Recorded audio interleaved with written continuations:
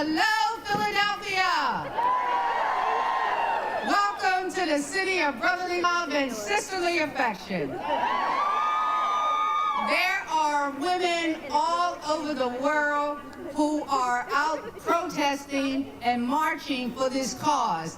Why don't we let them hear us? Give them a shout out.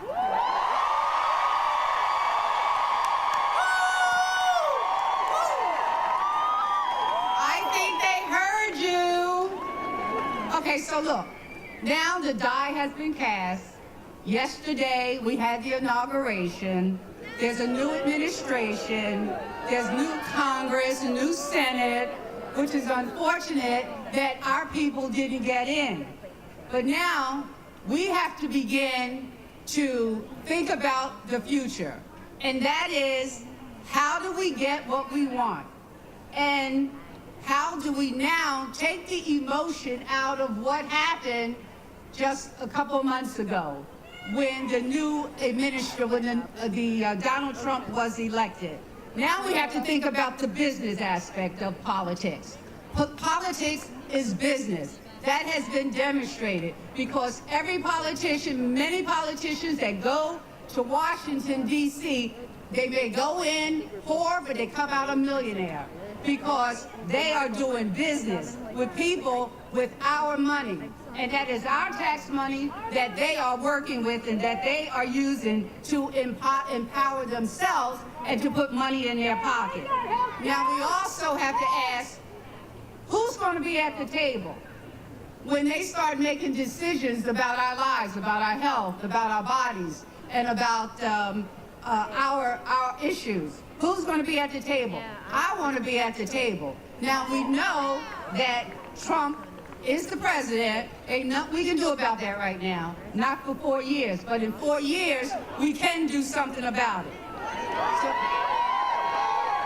And what Trump constantly says is that he's a negotiator, and that he negotiates with China. He's going to negotiate with China. He's going to negotiate a new trade deal. He's going to negotiate, because that's what he does. So, okay, that's what you do. So we're going to negotiate. We want to negotiate the African-American issues. We want to negotiate the LGBT issues. We want to negotiate the Latino issues. We want to negotiate the Asian issues. We want to negotiate with you. So we want a meeting with you, Donald Trump. I will sit with him. I don't know if you will, but I certainly will sit with him because I want what I want.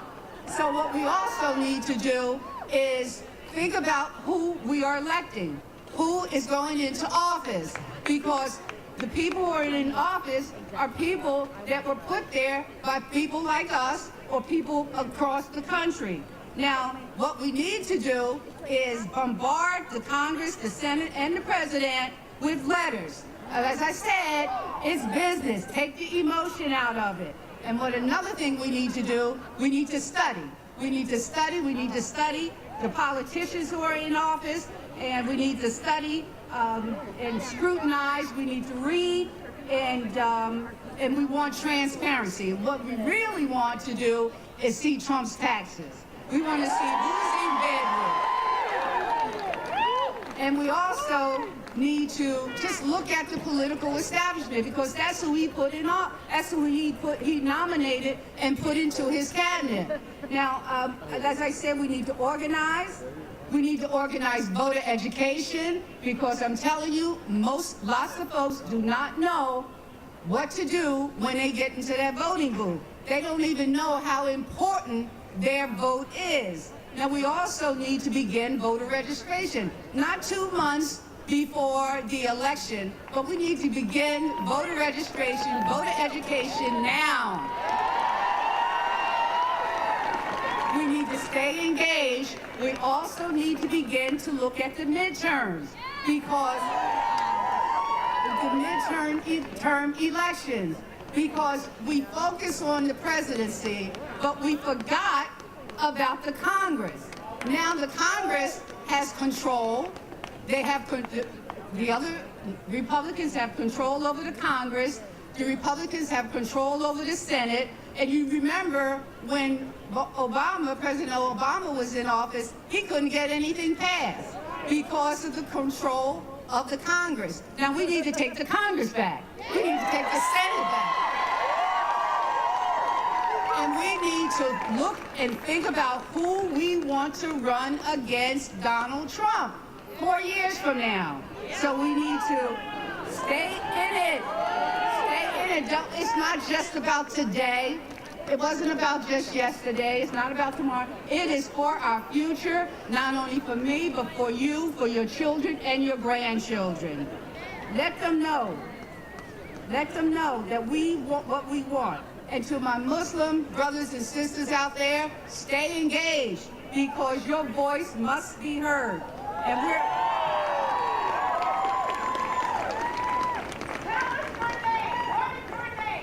I am Faatimah Gamble.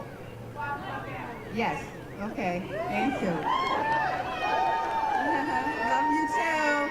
Now, Martin Luther King, he spoke of standing up for what was right for yourself, your families, and your communities. And he said, we want to lower unemployment. We want a healthier nation. We want to improve education for all, and we want opportunities for all, and we want to sit at the table. We want more women at the table. And know this is one world, this is one humanity, and this is one people. And we also want to say to Washington, D.C., give the people what they want.